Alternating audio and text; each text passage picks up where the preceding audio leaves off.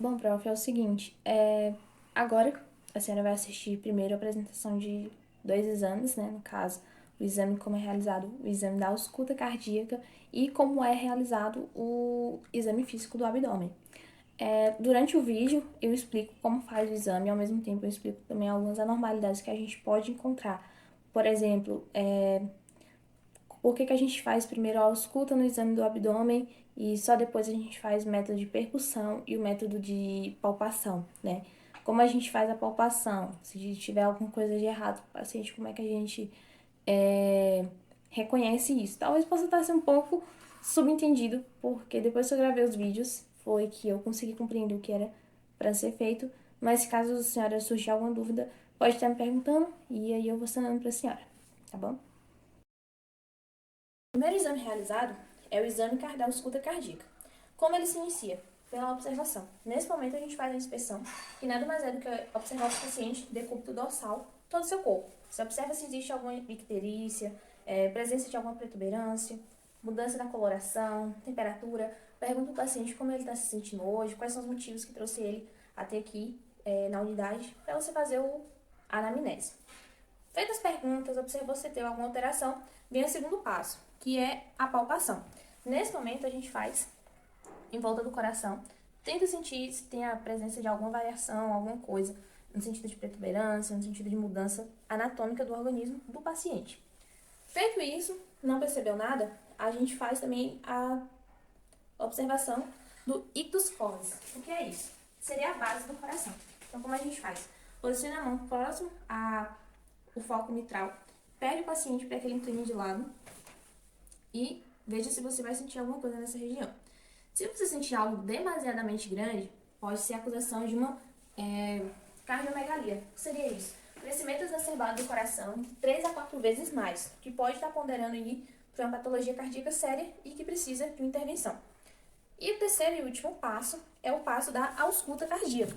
Então, assim como a ausculta pulmonar, ela tem os seus focos. O primeiro foco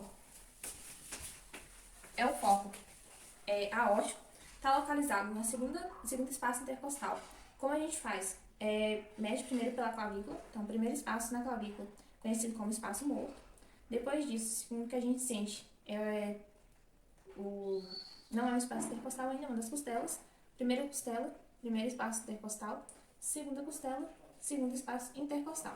Então, para aumentar ao externo, a gente tem o foco pulmonar. Do lado adjacente, a gente tem o foco cardíaco. Não seguimos a linha, por quê? Pode ser que um lado do paciente não esteja simétrico ao outro, ou por conta da própria anatomia do organismo, ou por conta de alguma patologia. Então, a gente volta contando novamente. Então, a clavícula, espaço morto, primeira costela, primeiro espaço intercostal, segunda costela, segundo espaço intercostal. Então, adjuntar isso, a gente vai já sentir o foco aórtico.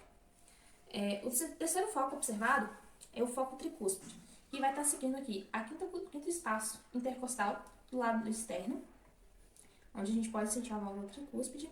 E um pouco mais adjacente a isso, a gente tem o espaço mitral, que também vai estar localizado no quinto espaço intercostal, porém tem a questão de ser seguindo a linha hemiclavicular, ou seja, enquanto o espaço do foco ele está ao lado do externo, na região paraesternal, o foco mitral está localizado na hemiclavicular.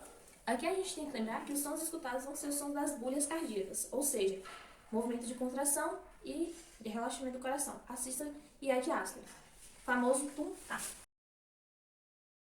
No exame abdominal, acontece o mesmo procedimento, qual seja, a primeira observação que a gente faz é a respeito da inspeção, ou seja, observar o abdômen do paciente, como é que esse abdômen dele está, se tem a presença de alguma anomalia no sentido de mudança de cor, temperatura, o que esse paciente chegou ali, porque qual é o sintoma, né? Qual é a queixa dele para dirigir até aquela unidade de saúde.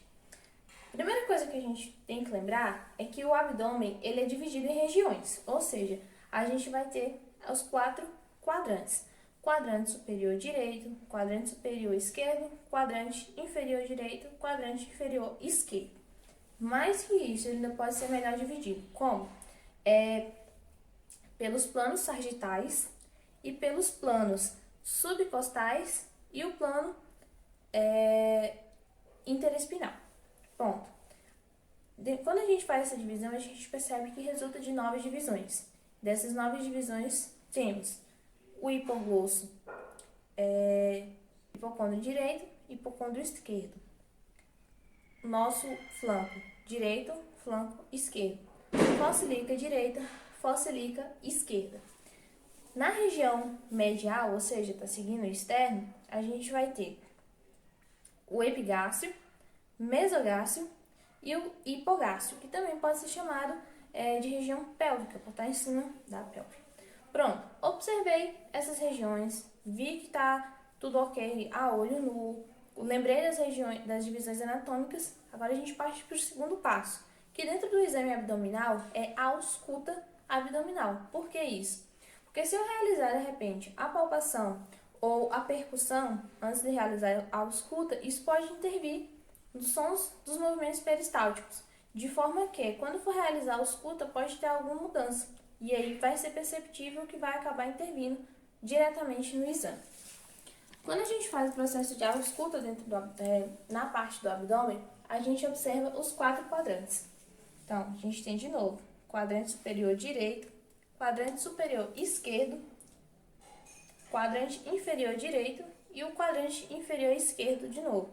Esse som ele vai ser um som como se fosse um som de vento, mais ou menos, um venteado, por conta dos movimentos peristálticos. E aí, cada região dessa a gente fica por volta de 1 minuto.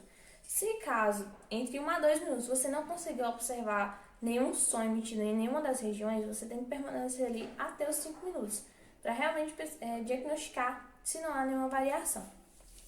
Depois da ausculta, a gente começa com a palpação. Então, a palpação, ela primeiro tem que ser levada em consideração se o paciente está sentindo alguma dor. De repente, esse paciente chegou sentindo uma dor de algum problema decorrente vesicular ou renal.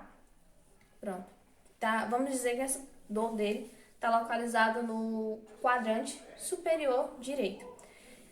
Eu vou começar a minha palpação por movimentos leves, né? No caso, é uma palpação abdominal superficial, que vai lembrar ali a questão do método o sinal de Murphy ou McBarry. A gente começa da parte mais externa em direção à dor, então com palpações leves até chegar lá. Caso durante essas palpações leves e distantes o paciente acuse estar sentindo alguma intensidade, a gente para e coloca isso também como um risco a ser observado. Se durante a palpação superficial o paciente falou, olha, não senti agravamento nenhum, ou então não consegui sentir nenhuma dor, a gente faz uma palpação um pouco mais precisa, mais intensa. Nessa palpação mais intensa, a gente vai sentir um pouco mais no sentido muscular do paciente. E aqui também a gente lembra de métodos mais precisos, como, por exemplo, fazer a observação dos órgãos do fígado e os órgãos do baço, porque com esse procedimento um pouco mais superficial, é possível até sentir as bordas do fígado. Então, algum problema ligado à questão do fígado, a gente consegue observar aqui. E, por fim, o método da percussão, que nada mais é você fazer sons e observar como o corpo do paciente responde a isso. Esse método também já foi muito utilizado no passado pelos avós da gente, só a título de curiosidade, quando fazia a utilização da colher de pau, por exemplo, para observar algum problema na digestão do alimento ou coisa similar.